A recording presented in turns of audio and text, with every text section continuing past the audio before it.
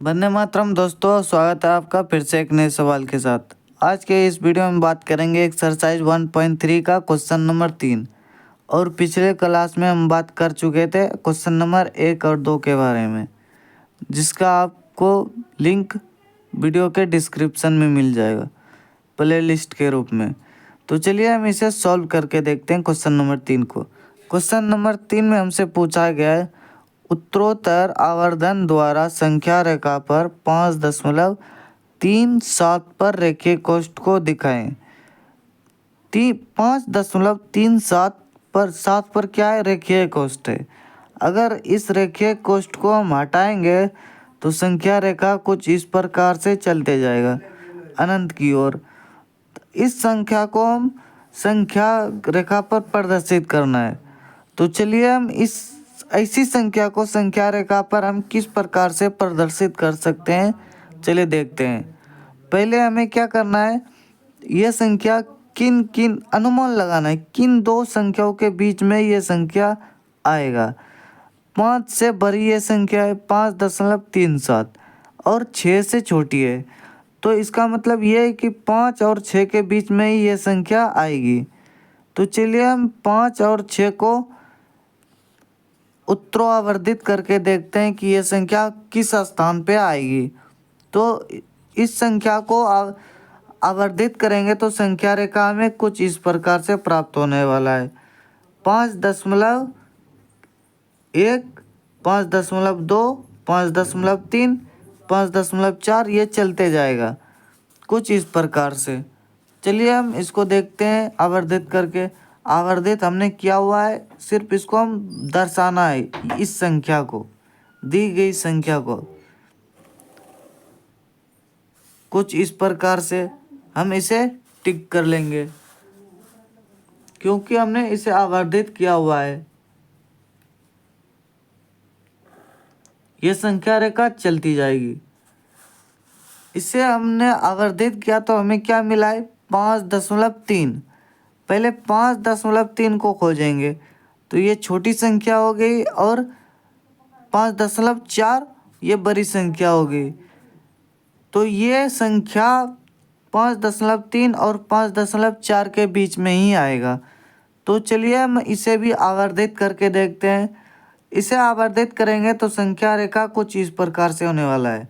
5.30, 5.31, 5.32 ये चलते जाएगा कुछ इस प्रकार से।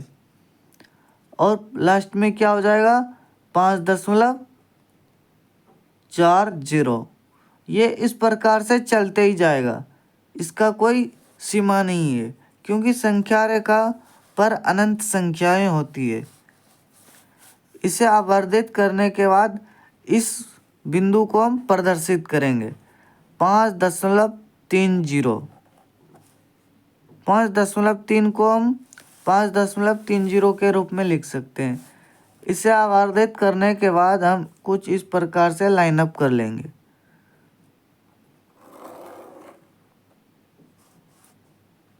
यह संख्या रेखा पर इस प्रकार से चलती जाएगी। तो हमने पहले क्या खोजा था? 5.3। अब हमें क्या खोजना है? 5.37 को खोजना है। 5.37। तो देखिए इस संख्या रेखा पर 5.37 कहाँ पर है? तो खोजने के बाद आपको पता चलेगा 5.37 यहाँ पर है। ये 5.37 के बाद रेखीय कोष्ठ है क्या, किस पर? 7 पर। तो ये 7 अपने आप को क्या करेगा? दोहराता रहेगा। तो ये संख्या रेखा पर कहाँ पर आएगा? ये संख्या 5.37 के बीच में, 5.37 और 5.38 के बीच में ही आएगा। चलिए हम इसे भी आवर्धित करके देखते हैं। इसे हम आवर्धित करेंगे तो संख्या रेखा कुछ इस प्रकार से चलने वाला है। 5.370, 5.371 ये चलते जाएगा। 5.370 से लेकर के 5.380 ये चलते जाएगा कुछ इस प्रकार से।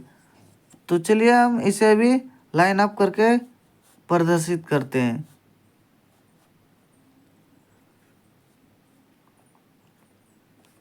ये कुछ इस प्रकार से होने वाला है। देखिए यहाँ पर ये बिंदु 5.37 कुछ इस प्रकार से आ जाएगा और 5.38 कुछ इस प्रकार से आ जाएगा।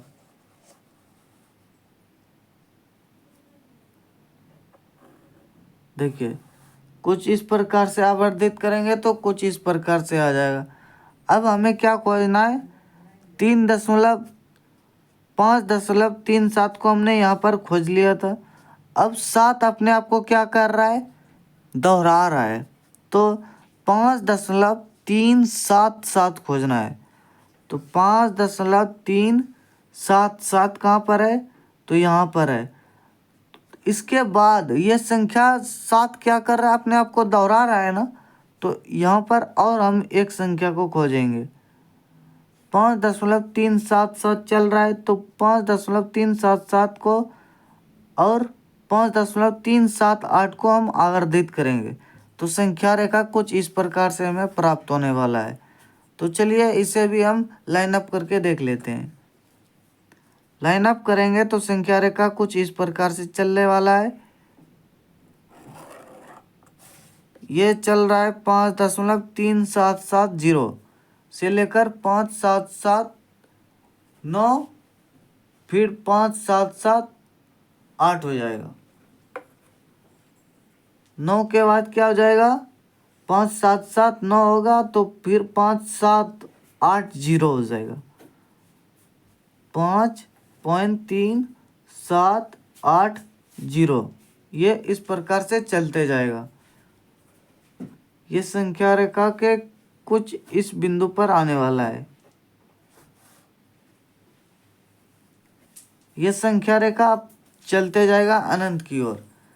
अब यहाँ पर हमें क्या खोजना है, 5.377 हमने पहले खोज चुका था। अब फिर से हमें एक साथ खोजना है 5.77। तो देखिए यहाँ पर ये बिंदु चलते जाएगा। अब इसको भी हम आवर्धित करेंगे तो फिर से एक नया संख्या हमें प्राप्त हो जाएगा।